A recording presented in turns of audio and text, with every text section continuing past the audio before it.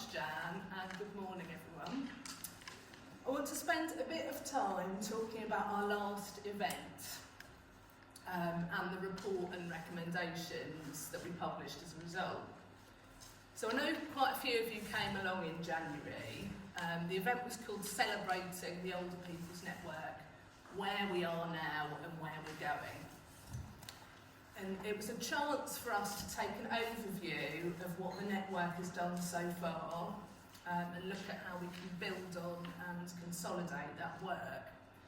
So it was about celebrating what we'd achieved and also looking at how we could grow and develop as a network and as a voice for older people in Greater Manchester. So, as most of you know, the Greater Manchester Older People's Network is currently funded by Ambition for Ageing, which is a 5-year big lottery funded project.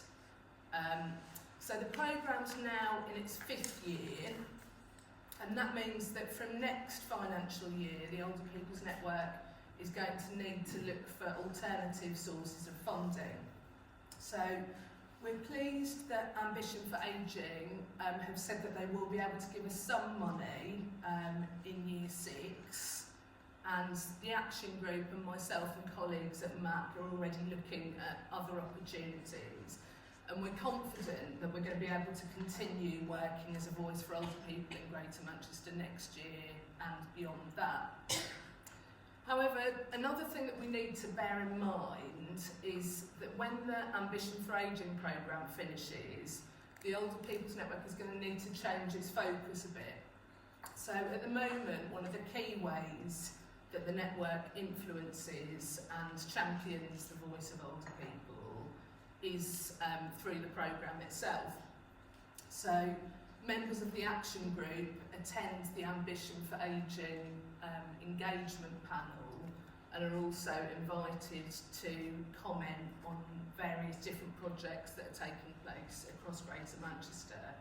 So next year, when the programme finishes, the Older People's Network is really going to need to make sure that there are other mechanisms that enable us to input into the different work and projects that are taking place across Greater Manchester. So the workshop that we held at the last event was one step in the process of developing our approach to this challenge. So we wanted to determine how we could build on the work that we'd already done, develop other links and partnerships, and make sure that the Greater Manchester Older People's Network will continue to have as much influence as possible and can champion all your views and insights. So during our workshop, we discussed the previous reports that we'd done on health, housing and transport. We looked at the recommendations in those reports, and we talked about what work and campaigns were already taking place in Greater Manchester that might link with these. And then we tried to establish which of the recommendations could be the best to focus on for work or campaigns in the future. So the Older People's Network produced a report based on your insights and ideas, which we launched in April. We also made recommendations. So I'd like to talk through those recommendations and also share some of the work that we're already doing to put them into practice. So you should all have copies of the recommendations in your packs, which you can refer to. I think you've got copies of recommendations from previous reports as well, so if you go to the last page in those recommendations, then those are the specific ones that I'm looking at now. So the insights and the ideas that you came out with were really varied, and you pointed to all kinds of good practice and positive work that you thought the Older People's Network should link with.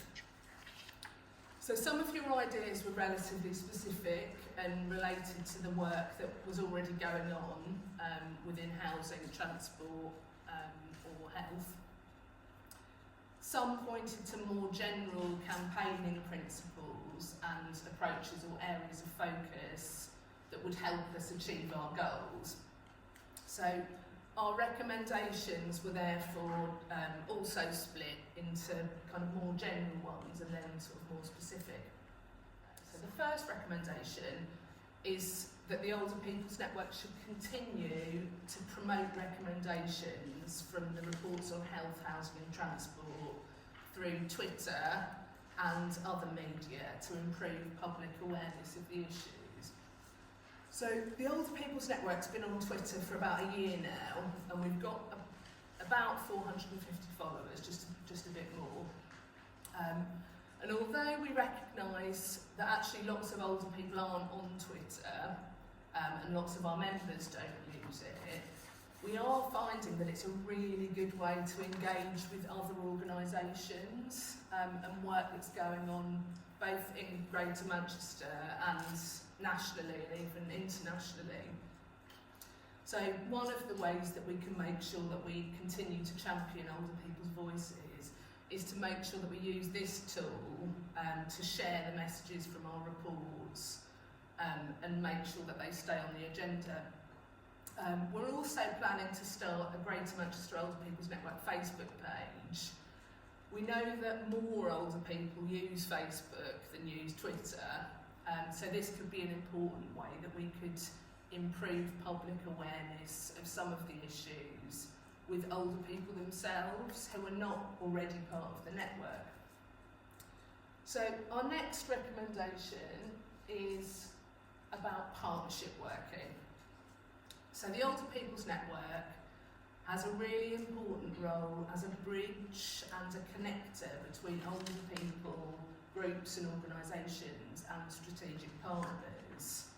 And we need to continue to prioritise supporting that partnership working and the involvement of older people in all areas of work in Greater Manchester. So we continue to invite different partners and organisations to our action group and to other meetings.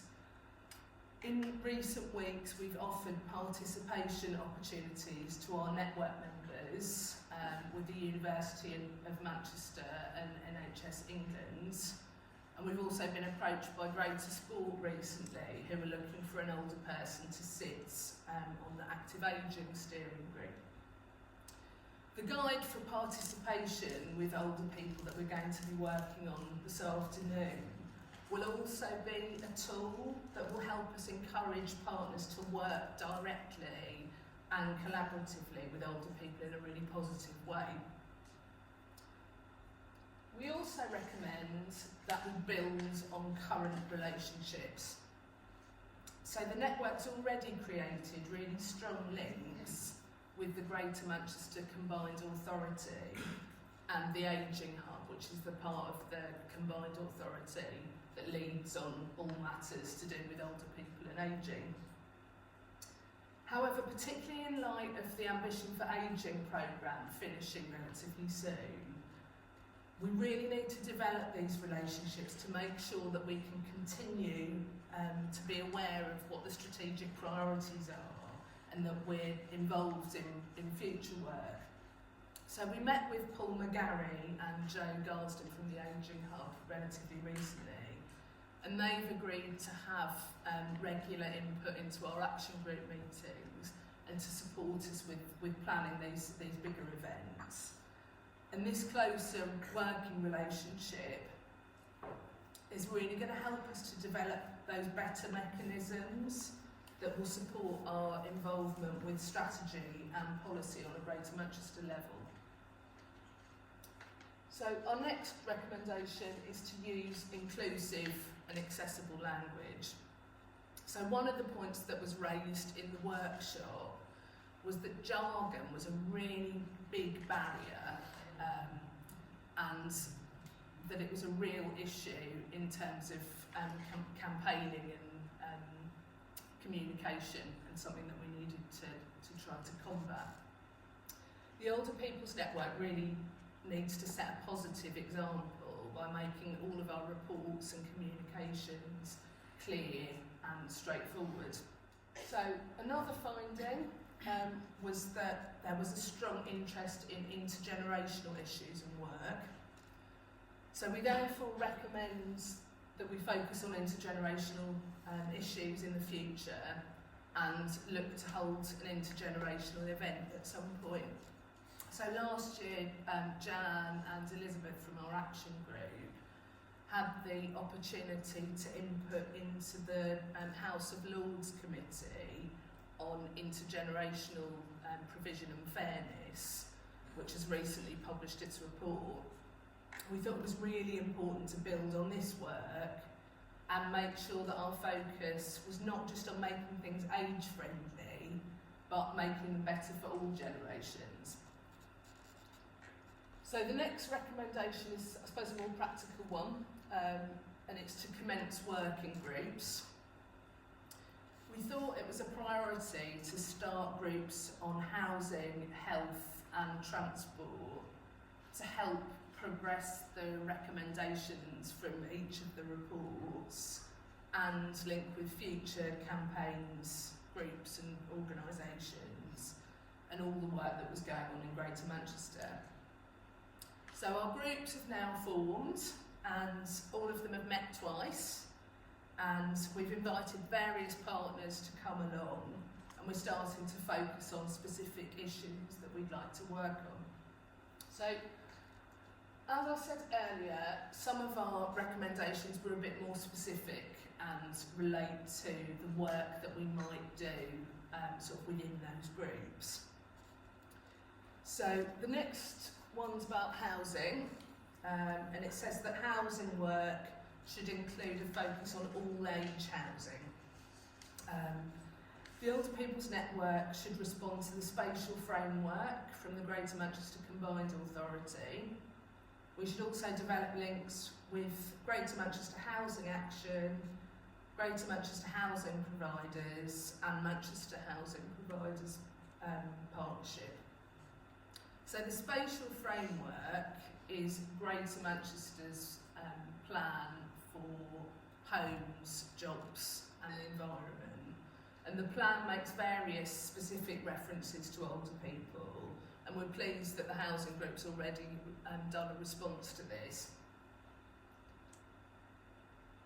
So in relation to health work, we recommend that this should focus on hospital discharge and accessibility of GPs.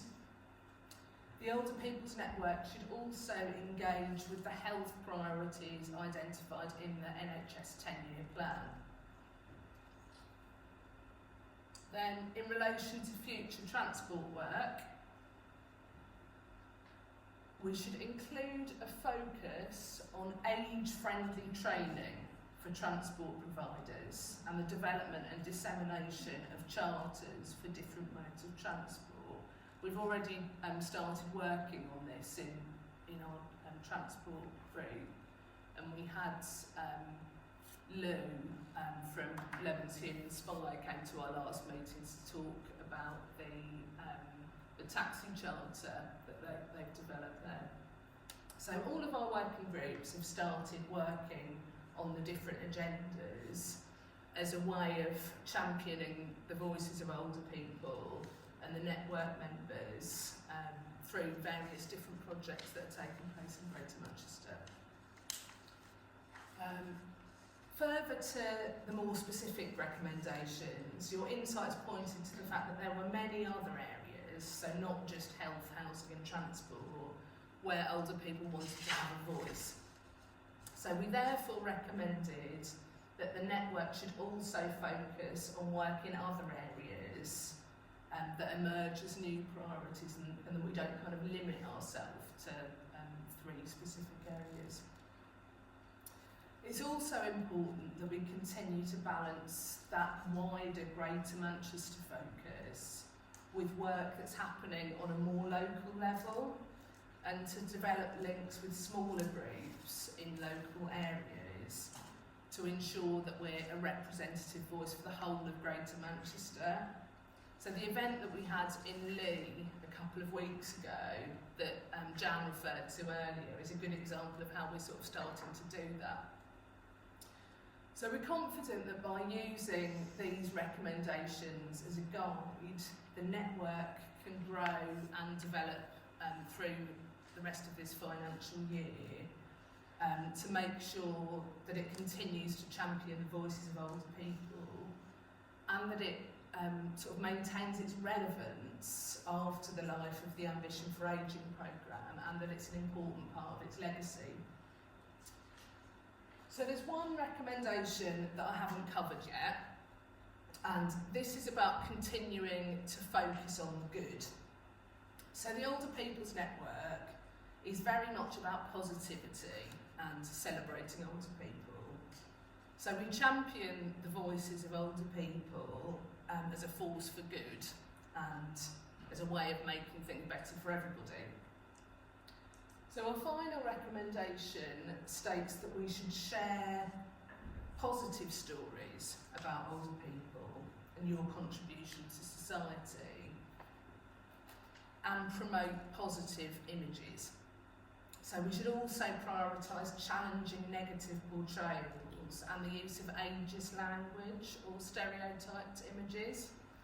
So it's with this final recommendation in mind that I want to introduce our next speaker, Helen Morris. So Helen has offered her support to start a project that's really going to start helping us challenge those negative portrayals.